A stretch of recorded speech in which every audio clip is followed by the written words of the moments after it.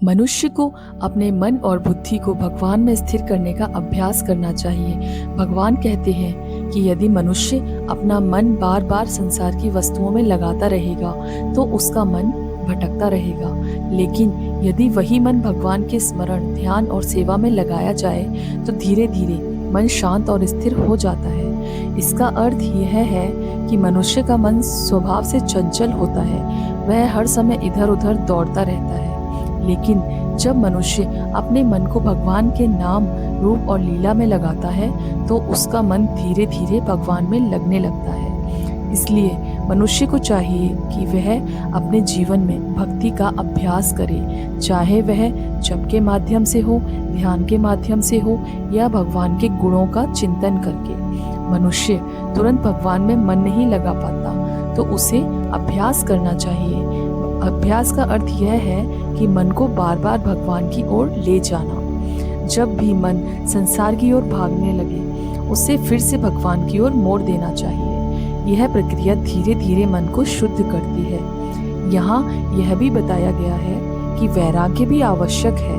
वैराग्य का अर्थ यह नहीं है कि मनुष्य संसार छोड़ दे, बल्कि यह है कि वह संसार में रहते हुए भी भगवान को सर्वोच्च मानकर जीवन जिए। भगवान तक पहुंचने के कई मार्ग हैं, लेकिन भक्ति का मार्ग सबसे सरल और प्रभावी माना गया है।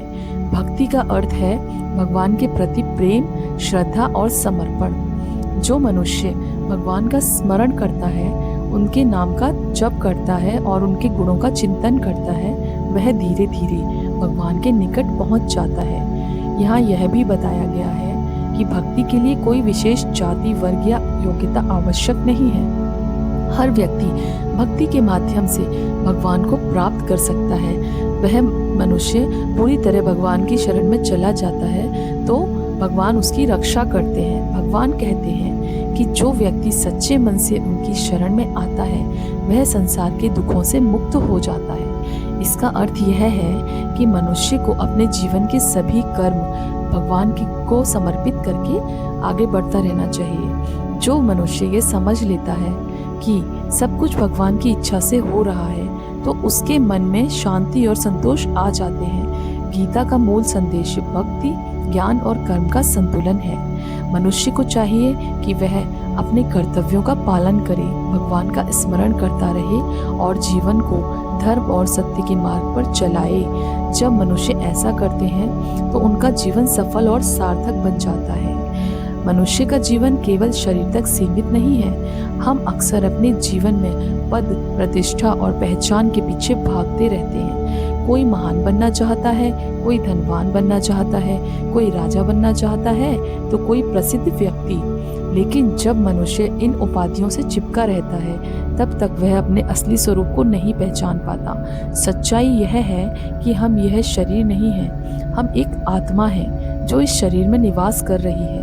जब मनुष्य इस सत्य को समझ लेता है तभी उसके जीवन में आध्यात्मिक जागरण की शुरुआत होती है। भागवत गीता बताती है कि यह संसार 3 गुणों से बना है, सत्व, रज और तम। जब तक मनुष्य इन गुणों के प्रभाव में रहता है तब तक वह मनुष्य जन्म और मृत्यु के चक्र में फंसा रहता है। लेकिन जब मनुष्य भगवान की भक्ति में लग जाता है तो धीरे धीरे वह इन तीनों गुणों से ऊपर उठ जाता है। जो व्यक्ति भौतिक सुखों के आकर्षण से मुक्त हो जाता है और भगवान की सेवा में स्थिर हो जाता है वह परम धाम को प्राप्त कर सकता है। भागवत गीता में श्री कृष्ण कहते हैं, यह एक दिव्य स्थान है जो इस भौतिक संसार से परे है, जिसे प्राप्त करने के बाद मनुष्य को फिर कभी इस संसार में लौटना नहीं पड़ता। यह स्थान भगवान का परम धाम है। हमारी इंद्रियां इतनी सीमित हैं कि हम इस विशाल ब्रह्मांड के सारे ग्रह और नक्षत्र भी नहीं देख सकते, लेकिन वेदों और पुराणों में इन संपूर्ण सृष्टि का विस्तार से वर्णन मिलता है। वेद बताते हैं कि यह भौतिक ब्रह्मांड संपूर्ण सृष्टि का केवल एक छोटा सा भाग है। इससे परे एक विशाल आध्यात्मिक आकाश है जहां अनगिनत आध्यात्मिक लोक मौजूद हैं। जो व्यक्ति भगवान की भक्ति करता है वह मनुष्य मृत्यु के बाद भी उसी आध्यात्मिक लोक को प्राप्त कर सकता है। भागवत गीता में एक और महत्वपूर्ण संदेश बताया गया है भगवान कहते हैं, जो व्यक्ति मृत्यु के समय भगवान का स्मरण करते हुए इस शरीर को त्यागता है, वह निश्चित रूप से भगवान को ही प्राप्त करता है। इसमें कोई संदेह नहीं है। इसलिए मनुष्य को चाहिए कि वह अपने जीवन में हमेशा भगवान का स्मरण करता रहे, क्योंकि मृत्यु के समय वही विचार मनुष्य के अगले जीवन को निर्धारित करता है। भागवत गीता में कहा गया है, मनुष्य मृत्यु के समय जिस भाव का स्मरण करता है, वह अगले जन्म में उसी अवस्था को प्राप्त करता है। इसलिए जीवन में ये बहुत महत्वपूर्ण है कि हम अपने मन और विचारों को किस दिशा में लगा रहे हैं। वेद बताते हैं कि भगवान की 3 प्रमुख शक्तियां होती हैं, आध्यात्मिक शक्ति, जीव शक्ति और भौतिक शक्ति। हम सभी जीव भगवान की जीव शक्ति के अंश हैं, लेकिन जब हम भौतिक शक्ति के प्रभाव में आ जाते हैं तो हम अपने असली स्वरूप को भूल जाते हैं। महान ऋषि वेदव्यास ने मनुष्यों की सहायता के लिए वेदों, पुराणों और महाभारत जैसे ग्रंथों की रचना की। महाभारत में ही भगवत गीता का दिव्य ज्ञान दिखाया गया है। इन ग्रंथों का उद्देश्य यही है कि मनुष्य अपने जीवन के वास्तविक लक्ष्य को समझ सके। भगवान श्री कृष्ण अर्जुन से कहते हैं कि हे अर्जुन, तुम हमेशा मेरा स्मरण करते रहो और अपने कर्तव्यों का पालन भी करते रहो। भगवान यह नहीं कहते हैं कि मनुष्य अपने काम छोड़कर जंगल चला जाए, बल्कि वह कहते हैं कि मनुष्य अपने कर्तव्यों को निभाते हुए भगवान का स्मरण करे। यही सच्चा योग है। मानव समाज में लोगों के अलग अलग कर्तव्य होते हैं, जैसे ब्राह्मण, क्षत्रिय, वैश्य और शूद्र। लेकिन चाहे मनुष्य किसी भी स्थिति में हो, उसे अपने जीवन में भगवान का स्मरण करना चाहिए। अगर मनुष्य जीवन भर भगवान का स्मरण करने का अभ्यास करता है तो मृत्यु के समय भी वह भगवान को याद कर सकेगा।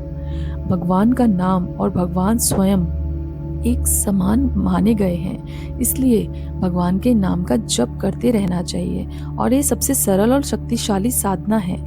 यदि मनुष्य सच्चे प्रेम से भगवान को याद करता है तो वह अपने सांसारिक कर्तव्यों को निभाते हुए भी आध्यात्मिक उन्नति कर सकता है, जैसे अर्जुन ने किया। अर्जुन एक महान योद्धा था, लेकिन वह हर समय भगवान श्री कृष्ण का स्मरण करता था, इसलिए उसे अपने प्रिय भक्तों में भगवान ने स्थान दिया। दोस्तों, इसी प्रकार के गीता के ज्ञान और अधिक रोचक जानकारियों के लिए जुड़े रहिए हमारे YouTube चैनल आध्यात्मिक सफ़र से, और हमारे चैनल को लाइक करें, शेयर करें और सब्सक्राइब करें।